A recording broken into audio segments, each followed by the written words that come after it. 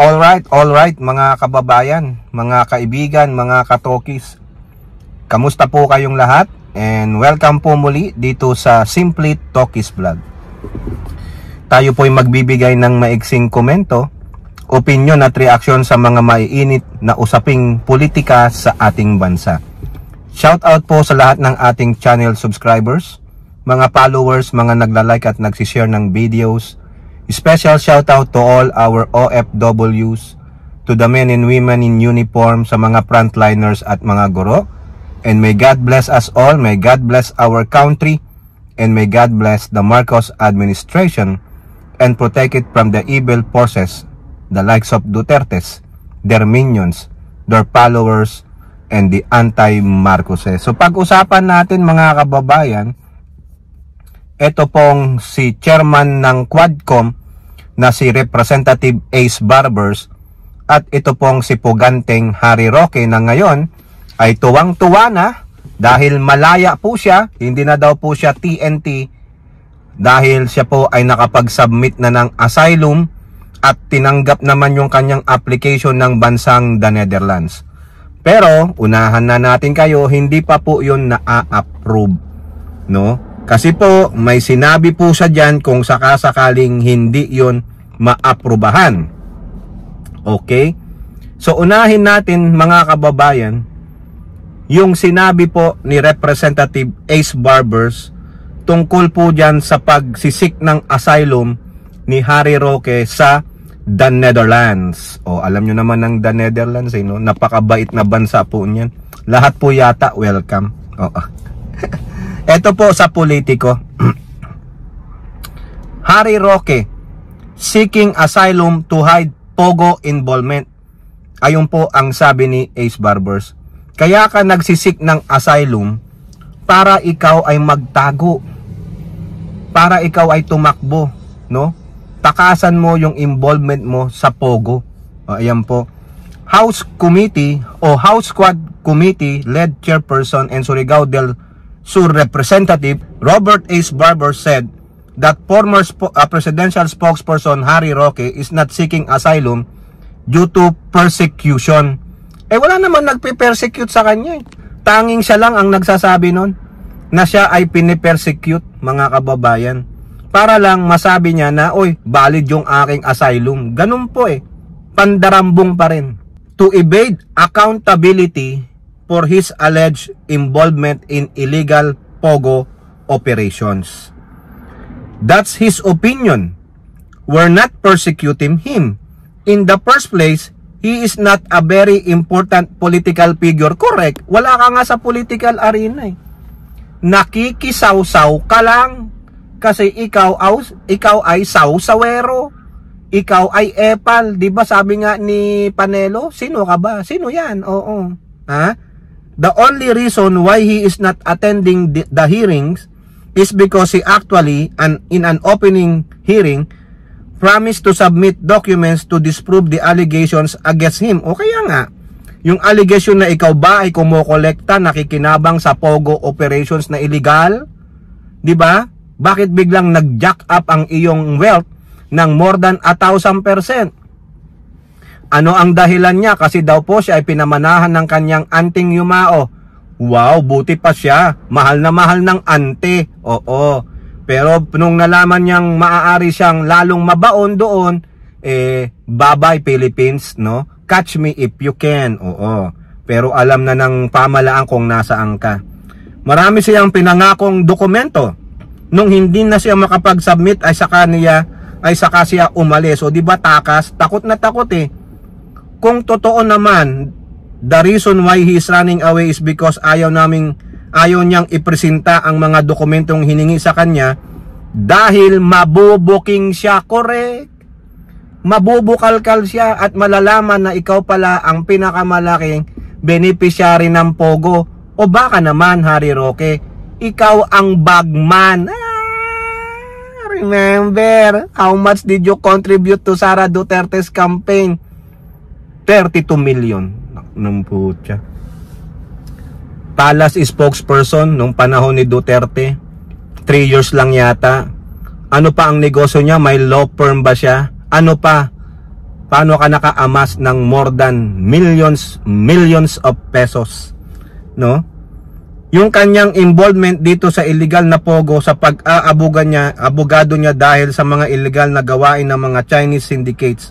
O ayan, hindi mo madepensahan yun, Roque, two things no? Yung pag-aabogado mo sa mga illegal pogos ng mga Chekwa at yung dokumento na sinasabi mo na legal, legit, hindi mo madepensahan Kaya ikaw ay run away, di ba? Nag-run away ka. Takot na takot ka. Ngayon nagmamalaki ka na sinasabi mong malaya ka na. Wala ka pa rin kalayaan, Harry Roque, kasi malamang in due time, uusigin ka ng konsensya mo. At nagtuturo-turo ka kung sino ang dapat sisihin sa kinasapitan mo. Walang ibang dapat sisihin, no? Kundi ikaw lamang. Kasi hindi mo nadepensahan ng sarili mo. Naduwag ka. Kung nasa iyo ang katotohanan, di sana pumunta ka doon sa hearing at ipamuka mo, isampal mo sa mga Quadcom committee chairman and mga co-vice chairman na ito ang katotohanan, no? Di ba? Ayan, kahit na ano pang gawin nyo, balik-baliktarin nyo yan. Legal ang pagkakaroon ko ng yaman. Hindi tapos, walang problema. Nasa Pilipinas ka pa rin. Tuloy ang suporta mo sa Duterte at pambabalahura sa Marcos admin. At least wala kang kinakatakutan, nandiyan ka sa bansa. Di ba? Hindi. Plight is a sign of guilt. Hindi yung political persecution. Nasaan? Nasaan? Hinahabol ka ba? Wala nga Yung DFA nga sa Bureau of Immigration, hindi alam kung nasaan ka, kung hindi pa makikita ka sa the Netherlands Ngayon mga kababayan, ito ang totoong sinabi niya. Mukhang pag hindi na-approve ang kanyang asylum, siya po ay i-deport. Ito bakit? Tingnan nyo, mababasa natin dito. Politiko pa rin. Tired of hiding, Harry Roque faces deportation if Dutch asylum denied. Pagod na daw po siya sa pagtatago. I-deport siya ng Dutch government pag yung asylum niya sa bansang yon ay na-denied. Ayan po ang sabi ni Roque. Mukhang ito lang yata ang katotohanan ng sinabi ni Roque. Lawyer Harry Roque, former spokesperson of ex-President Duterte, is taking a huge gamble with his asylum application in the Netherlands because a denial could result in his forced return to the Philippines. Asked by Karen Jimeno in an interview in The Hague for Bilyonaryo whether he is ready to return if his asylum is rejected, Roque did not give a direct yes or no. Tingnan mo, ang hirap sumagot ng mga yes or no nito, no? Papaligoy-ligoy pa sila. Pipilit pa silang yung magdahilan. Instead, he acknowledged the harsh reality. What choice do I have? That's the consequences. If your asylum is denied, then you can be extradited back. It's going to be an extradition from here. That's part of the application. Yun naman pala. Yun ang sinasabi ko mga kababayan. Parte sa application na yun, pag na-deny ang asylum niya, you have to go back to your country of origin. Malay nyo, siguro pag na-extradite siya, dan dapat yung mismong Dutch government ang magdala sa kanya doon. Yung immigration officers ng Dutch government ang mag-uwi sa kanya sa Pilipinas. Huwag siyang hayaang siya ang lalabas. Kasi hindi po yan babalik sa Pilipinas. Pag siya ang, halimbawa, na-denied, you will be extradited. Kinakailangan hindi siya mag-isa. Kasi baka naman pupunta na naman nyo, Singapore, Japan, UAE, China, kung saan-saan. Pero hindi direktang uuwi sa Pilipinas. Kaya dapat, pag ine-extradite siya ng Dutch government, dadalhin siya direkta sa ating bansa ng immigration officers ng the Dutch government. Kaya sabi niya, wala yun ang isa sa mga nakalagay doon Kailangan akong i-extradite. They will deport you. I-deport ka nila. Ayos yan, maganda yan mga kababayan, Antayin natin. Sana lang. Dutch government, hopefully, wag nyo pong i-approve, Yung pong isa dyan na Dutch citizen na nagsulat sa immigration office ng Dutch Sinabi niya yung mga dahilan ko bakit hindi pwedeng bigyan ng asylum si Roque. Ha? Talagang i-contest yung kanyang asylum. Meron na po na-i-vlog na po natin yan, no? So, ako hindi ko i-good luck si Roque. Sana pagdadasal ko ma-disapprove siya. Di ba mga kababayan? Ha? O, ito pa. Ha?